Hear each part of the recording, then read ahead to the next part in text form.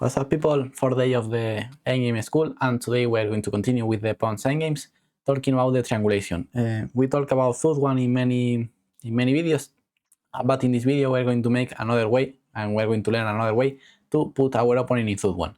For example, this position is a mutual third one because no, it's not a mutual third one. Here, if black moves, black has problems because white king is going to enter.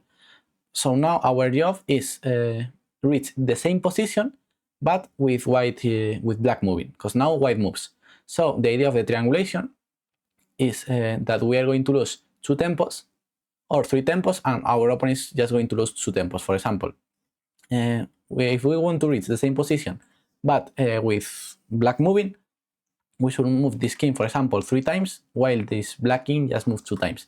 We're going to make that with triangulation. For example, if we play king e4, king e8, to put an example, king d5, king d7, we are not making nothing.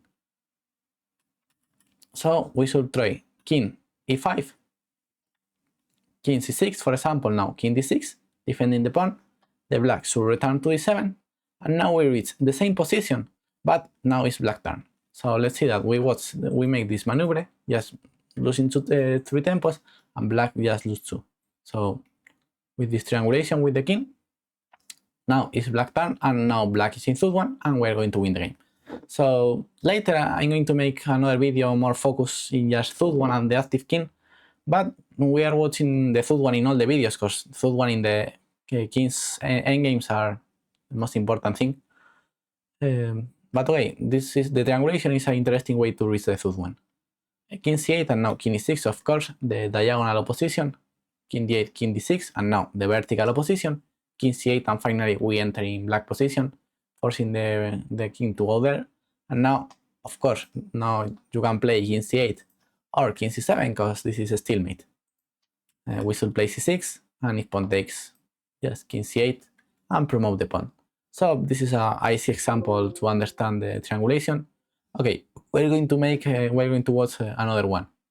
Here we have many corresponding squares, but we have 3 positions of the king that we want to reach in black turn. For example, d5. No, in red is fine. d5 and c8 are corresponding squares. That means that if black falls in this same position with the king on d5 and the king on c8, but with black moving, black is lost. Other corresponding squares are d6 and d8. Because if there was black turn, the position is winning. And other one is c5, c7. So for that reason, if we go to d6, it's not possible because king d8. If we go to c5, king c7, of course. So for that reason, we're going to make triangulation in these 2 squares, in c4 and on d4. So king c4, that's the idea, king d8, king d4, king c8. And we say that the corresponding square of c8 is d5. So king d5. Now we reach the same position of the start of the position, but with white moving. And now if king c7, king c5, and the other corresponding square. And if king d8, king d6, king c8, c7, and promoting. So that's an easy case of triangulation. Just go to c4, d4, and later return to the 5th rank. Or we can make this with d4, c4 later, and then d5. The idea is triangulate. Okay, let's watch another example. Okay, this one is harder. But okay, let's see the position here. We should enter in the black position by the queen side. So okay, because here we can make nothing, just trade pawns and make the draw. So king d4 only move, king c6, king c4, king d6, and now it's time to enter in the queen side. King d5, king b6, king d6, king b7, black still keeping the opposition. And of course, if we are still moving the king, he's going to follow us. So, but now we have our extra time with h5, putting black in third one and winning the opposition. So king e6, king c8, again outflanking the opponent. King e5, king d7, king e4, and king e6. Here we doesn't watch the triangulation, but we watch another way of win this game with the outflanking. But there is another solution of the problem, just making the triangulation. The other solve of the problem is king f4, making a triangulation. If king e7, king f3, king d7, king e3, and now if king d6, now we are going to make the anti-opposition, king e4. king c6, king f4, and now g5 is winning. So this is another interesting triangulation. Okay, let's see another one. Here, Judasin and Osnos Vyacheslav 40 years ago agree draw in this position, but this is completely winning as we watch 2 positions back. Because here, king e4 by black, and king e4, king e2, sorry, f4, king f2, f3, and we are in the position that we watched some moves ago, where here black just solved triangulation with king f5, king e5, and king e4, just winning the game. Okay, this is a hard exercise to solve, but I recommend all of you to put this position over the board and try to solve this exercise, because if you understand this exercise, you're understanding well the idea of this video and the idea of the triangulation and the mind squares. Because okay, many themes have a relation between each other. Okay, I hope that you stop the video and you think the position. Okay, first, what's the most direct move? d4, king e4, king c3, and here black have this incredible move king f5, and if king d3, king f4, and you can never advance because this king is coming to e5 to capture your pawn and make the draw. So, but let's see, if we reach the same position, but with white moving, the position is winning, because if black goes to f2, this pawn promotes, and if black goes to f4, finally this king games. So we want to reach the same position, but with white moving. For example, let's try to triangulate in the square c2, c3, and d2. Let's try to make this triangulation. King c2, for example, king f4, but now if king c3, now black is not going to game to f3, because if king d2 is winning, here black have this extra move, king e3. So we can say that the minus squares are d2, f3. The guy who moves have problems. I think third one, d2, f3 are 2 minus squares. c2, f4 are another 2 minus squares and corresponding squares. And c3 and e3 are the other 2 corresponding squares. So for that reason, we can triangulate into c3 and c2. So we're going to go far away to triangulate. King c2, king f4, and now king b3. Okay, if king e3, king c3, that's the idea.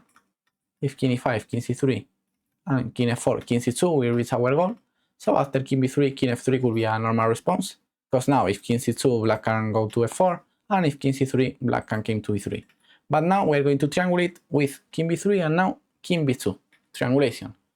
Black can follow us with king f2 because this pawn runs, so he should return to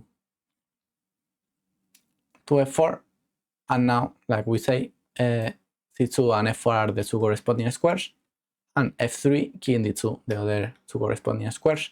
So we make a good triangulation, and we're going to win the game thanks to this triangulation.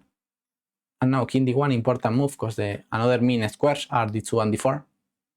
So king d1, another important move is if king d4, king d2, opposition, and third one. So king d5, king e2, king d4, king d2, king e5, king e3, king d5. But now with the king on e3, finally we can push this pawn.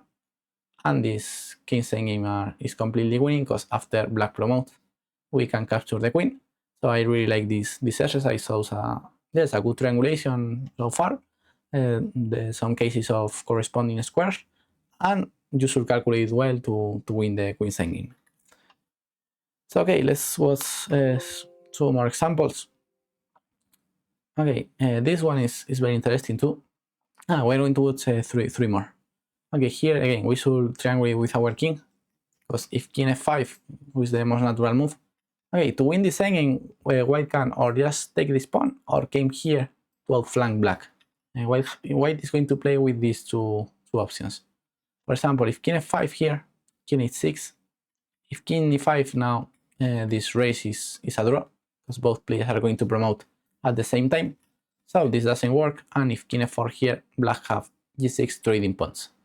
So for that reason, we should first play king f4, and if king h6, now king f5.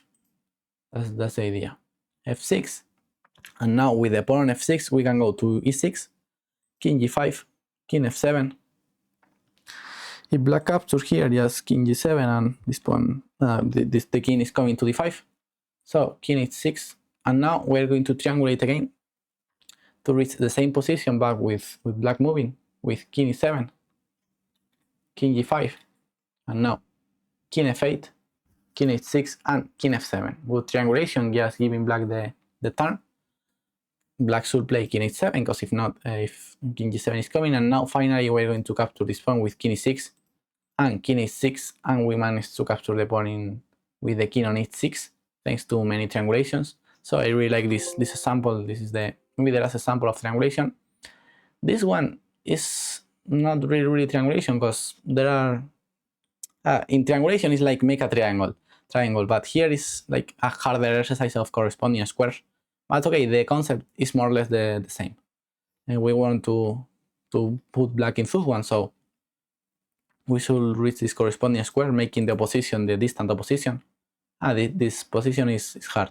But as we watch in other chapters, here instead of make the normal move king f2, where black is going to just respond with king g6, here we go to the h file, just putting a whole file into between both kings. King g7, and now it's time to return to the e file with king g3, king f6, and now king f4. And we reach the same position as in the initial position, but now it's black turn. So it's an interesting way of triangulation, but harder, of course, because we go to this is not a triangle. A triangle is more like this. This is a hard triangle. We make king f3, king g2, king e3, king g3, and king f4. We make like a boat or something like that. But okay, this is an interesting position of triangulation, and now e7 wins the game, because the king reaches the 6th rank.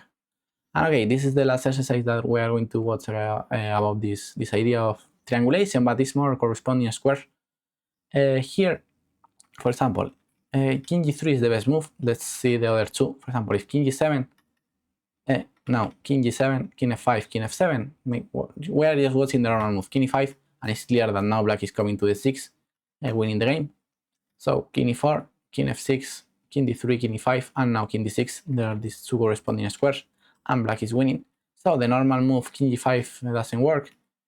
If king g4, king h6, the anti-opposition. Sometimes we should make the opposition, but sometimes we should make the anti-opposition. King e5, king g7, king f4, and again anti-opposition. King e5, king f7, and again anti-opposition. So if black needs the anti-opposition to win, to make the draw with white, we should make the anti-opposition king g3. And now, if black tries king g6, now king f4 doesn't work because black makes the anti-opposition. So now king g4, anti-opposition. King here, now we should go back, not allowing the anti-opposition. And now again, king f4, anti-opposition. King f7, king e3, the same.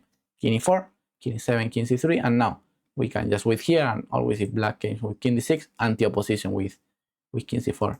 So okay, this was the last position of triangulation, more or less. But okay, I hope that you enjoy and you learn in the 4th chapter of this endgame school. We're going to continue with pawn endgames, who are very complex and have many ideas. In this triangulation chapter, all the idea of the triangulation is reach the 3rd one, but many chapters are about to reach the 3rd one. But one day we're going to make a chapter only focusing the 3rd one with the active king. So okay, see you in the next video. Bye bye.